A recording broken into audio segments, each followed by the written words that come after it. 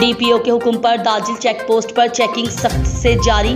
DPO भकर Syed Ali रजा की हिदायत पर बैनुल सूबाई चेक पोस्ट दाजिल और दरियाई पतनों पर गंदुम आटा और खाद की गैर कानूनी नकल व हरकत और स्मगलिंग पर सख्ती से पाबंदी है। इंचार्ज बैनुल सूबाई चेक पोस्ट दाजिल SI हयात खान मां टीम ने दौरान चेकिंग 40 टन गंदुम बजरिया कंटेनर स्मगलिंग करने की कोशिश नाकाम बना दी। कब्जा से 40 टन गंदुम बरामद कर ली।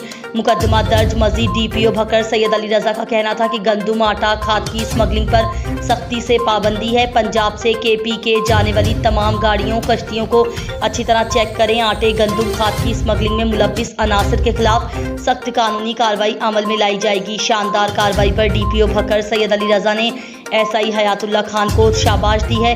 हयातुल्लाह खान का कहना है गंदुम के सख्ती से मना है। खिलाफ वर्जी करने वालों के खिलाफ सख्त कार्रवाई अमल में लाई जाएगी।